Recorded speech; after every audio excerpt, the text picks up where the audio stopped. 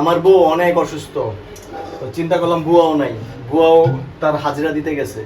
আমাদের লাইফে খালি হাজিরা পড়ে আমাদের খারাপ সময়ের মধ্যে। তো যাই একটু কাজ আগাই দিচ্ছি। এখন সে অসুস্থ মানুষ, এখন আমি তো রান্না করতে পারি না, রান্নাটা তো অ্যাটলিস্ট করতে হবে, তাই একটু কাজটা আগাই দিচ্ছি। তবে বোঝা যায় যে মেয়েরা কত কষ্ট করে, রান্না করে না আসলে বোঝা যায় না।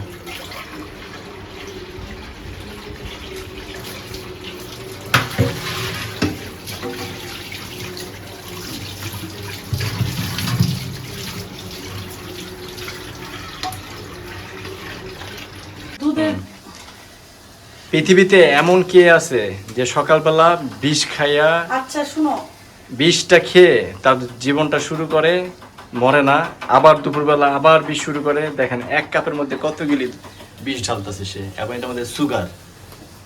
সুগার তো মানেই বুঝেন যে পটাশিয়াম, আতশবাজি। তাও তার এটা খেতে হবে, নাহলে তার কাজ করতে পারে না, সে ঘুম আসতে পারে না, তার ভাত একবেলা না হলে চলবে কিন্তু চা ছাড়া চলবে না। এরকম কে কে আছেন? একদম ঠিক বুঝতে পারছো। আর এই নিশা করেছি তোমার কারণে। আমি তো খাই না, তুমি আমি আমার কারণে কিভাবে হইলা? হ্যাঁ আমি তো খাই না। আচ্ছা, আমার কাছে একটা ডিব্বা ছিল, ওটা কি করছো? ওর মধ্যে জিনিস রেখে দিচ্ছ দুধের ডিব্বার মধ্যে? আমি কোনো কিছু করি নাই। কোনো আকাম করো না, বাসায় কিন্তু করে ফেলো। তবে তুমি ছিলা না ঈদের দিন, আমি খুব আনন্দে ছিলাম। জানি বউ না থাকলে সব জামাইরাই আনন্দ থাকে। তখন আমার একটা গান ছিল Mithun Chakraborty, I am a disco dancer ওহ ওহ জিন্দেগি মে আনা। হইছে, তেলের দাম তো কমাই দিছে। এখনো কার্যকর হয়নি। বাংলাদেশ হইতেছে এমন একটা দেশ যেখানে বাজেটের সাথে সাথে যে জিনিসের দাম বাড়ে সেই জিনিস বেড়ে যায়, আচ্ছা, আর যেগুলি কমে সেগুলি মাল না আসা পর্যন্ত কমে না। আজকে রান্না করবো এখানে রুই মাছ ভুনা, একটু পাতলা ঝোল করবো, ভুনা ভুনা একটু মাখা মাখা করবো না, পাতলা ঝোল টাইপের করবো। সঙ্গে থাকছে আমাদের আলু ভর্তা, শুকনো মরিচ, ধনে পাতা, সরিষা তেল দিয়ে করবো আলু ভর্তা। আর মাছটা রুই মাছ নিয়ে আসছে আপনাদের রাকিব ভাইয়া, আজকে অনেক তাজা একটা রুই মাছ। তো আমি ভাবলাম যে একটু কড়া করে ভেজে পাতলা ঝোল করবো, আমার এটা খুব ভালো লাগে খেতে। সাথে কাঁচামরিচ দিব, একটু ঝাল ঝাল করে করবো। তো আগে মাছটা ভেজে নিই কড়া করে, আর এই যে মশলা কষাতে থাকি। কিন্তু তুমি যে খাবারটা খাচ্ছ এটা কোনো স্বাস্থ্যসম্মত খাবার না। এটাকে যদি হালকা ভাত দিয়ে উঠে নিতে পারো, সিদ্ধ সিদ্ধ খাইতে পারো, সেটা হলো স্বাস্থ্যসম্মত। আমি তোমার মতো হইতে পারি না, তো এই জন্যই তো তোমাদের এত অসুখ। হ্যাঁ ঠিকই বলছো। আমার এক সময় অনেক অসুখ ছিল, আমি এখান থেকে বের হয়ে গেছি আল্লাহর রহমতে। এটার মধ্যে আমি ওই যে করছিলাম, ডিম পাচ্ছিলাম, তেলটা দিয়ে দিলাম, রয়ে গেছিল। আমার খালি অ্যাক্সিডেন্ট হয় একটা করে। তো এটা কষ্ট থাকি এখানে একটা।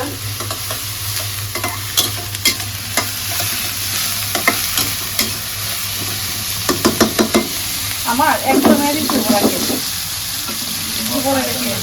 হ্যাঁ হ্যাঁ, আর আপনাকে বলতেছি এখন এই কথা বলতেছো ক্যামেরার সামনে? না না না, বাস্তব। প্যাটার্ন নষ্ট হয়ে গেছে, কষ্ট করে চলতেছে। সমস্যা নেই, আমাদের একটু ব্যাড টাইম চলতেছে, মানে খারাপ টাইম চলতেছে এখন। সব বিপদ একসাথে, মানে আমাদের হলো বিপদ আসলে সব একসাথে আসে, চারো পাঁচ দিয়ে বিপদ একসাথে আসে। আমি অসুস্থ হই, তারপরে আপনাদের রাখি পায়া প্রবলেম থাকে ব্যবসায় বা যেখানে, আরিয়ান অ্যাক্সিডেন্ট করে আরিয়ান অসুস্থ থাকে, ওই সময় দেখা যায় আমাদের বুয়া আসে না, বাচ্চারা পড়ায় পিতা থাকে না, মানে এভরিথিং সবকিছু মিলে, এবার ফ্যামিলির প্রবলেম থাকে, আম্মু আম্মুদের প্রবলেম থাকে, মানে সবকিছু মিলে আসলে আমরা না মানে দিশা হারায় ফেলি, কি রেখে কি করব। ইনশাল্লাহ আল্লাহ খারাপ সময় দেয়, আবার ভালো সময় দেবে। আল্লাহর প্রতি অনেকই আছে আমাদের বিশ্বাস আছে, অনেক হয়েছে আমাদের লাইফে যে অনেক খারাপ সময় আসছে, আবার খারাপ সময় যে ভালো সময় চলে আসছে। তো থেমেও থাকা যাবে না, কাজ তো করতেই হবে, এই আর কি। হয়ে গেছে না?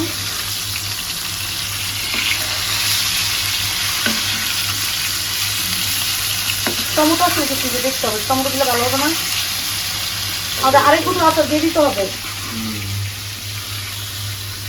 আচারটা দেওয়ার সঙ্গে সঙ্গে শেষ, আর সময় লাগে না, শেষ হয়ে যায়।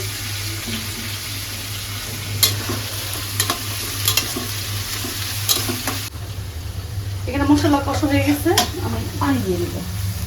আগে পানিটা দিয়ে দিব, তারপর বলক আসলে পরে মাছটা দিব আমি। মাছকে পুরোটা শেষ আজকে? না না, রেখে দিচ্ছি, আরো একদিন হয়ে যাবে মাছ। মাছটা অনেক ফ্রেশ আর তাজা, বুঝছো? মাথা দুটো মাথা নিচ্ছি তোমাদের পছন্দ দিলাম, মাথা দিয়ে দিলাম। আর মাছটা একদম কড়া করে ভাইজা নিচ্ছি এখানে। আর ভাতও হয়ে গেছে, আলু ভর্তাটা করবো, রান্না করে ক্লিন করে কিছু করবো। আর এই মরিচটা আমি দিব রাখি এর মধ্যে ফাইরা ফাইরা, আমি আজকে ফ্লেভারটা সুন্দর, চাবাই চাবাই খাবো। ফ্লেভারটা সুন্দর আসবে। আর লেবু, দেশের লেবু, ওই যে দেশের হ্যাঁ। লেবু, ওই যে দেশের লেবু। একটু বলক আসুক এটা। অনেক বড় বড় ফোঁটা বৃষ্টি হচ্ছে, ঠান্ডা হয়ে যাবে এখন।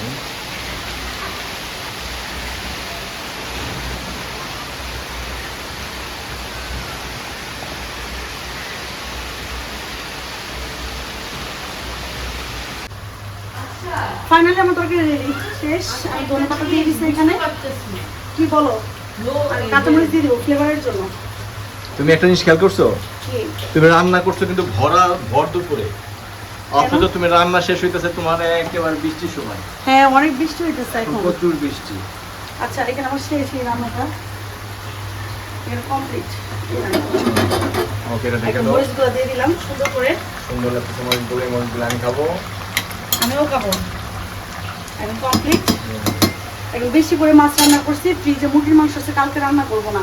কালকে বাসা অন্য অন্য কাজ করবো, ক্লিন টিন পরিষ্কার করা এগুলি করবো। কারণ একা একা যদি একদিনে সব কাজ করতে যায় তাহলে বেশি টায়ার্ড লাগে। আর এখানে আমি আলু ভর্তার জন্য শুকনো মরিচ তেলে নিলাম, এখন আলু ভর্তাটা করে ফেলবো। বিদেশে বোনা চলতেছে না, তোমরা তো হাতে হাতে কাজ করো না। আমাদের বাংলাদেশের ছেলেরা হলো অনেক বড় লোক, তাদের অনেক প্যাস্টিস, অনেক মান সম্মান তাদের, বুঝছো না? তোমরা যদি বউদেরকে কাজে একটু হেল্প করো তাহলে কিন্তু আর বুয়ার প্রয়োজন হয় না। এবং ছোট থেকে বাচ্চাদেরকেও শিখাও তোমরা যে এই কাজটা করতে হবে, নিজের কাজটা নিজের করতে হবে, তাহলে কিন্তু আমাদের কোনো হেল্পিং হ্যান্ডের প্রয়োজন নাই, বুঝতে পারছো? বিদেশে হলো বাচ্চাদেরকে ট্রেনিং দেওয়ায়। আমার এখানে আলু ভর্তা একদম কমপ্লিট। আমি ধনেপাতা, শুকনো মরিচ, একদম পেঁয়াজ বড় বড় করে কেটে নিচ্ছি। সো সবাই রান্না করতে গিয়ে খাবারটা নিয়ে আসছেন, খাবার টেবিলে খাবার দিব না। আর এক গাদা হাঁড়ি পাত দিন, এখন এগুলো মাছ বন্ধ নিয়ে আসে। আমি যতই বলি আমি কাজ করবো না, অসুস্থ হইলেও কাজ করতে হবে। মেয়েদের ছুটি নেই, মেয়েদের ছুটি নেই। মনে করছিলাম বাটিটা পারফেক্ট আছে আলু ভর্তার জন্য, এখন আমার বাটির তুলনায় আলু ভর্তা বেশি হয়ে গেছে। এখন আমি বাটি বের করতে পারবো না। তো সবাই যখন খাবে চামচ দিয়ে নিয়ে নিয়ে এমনি কমে যাবে, এমনি রেখে দিলাম। মানে হাসিকর লাগতেছে।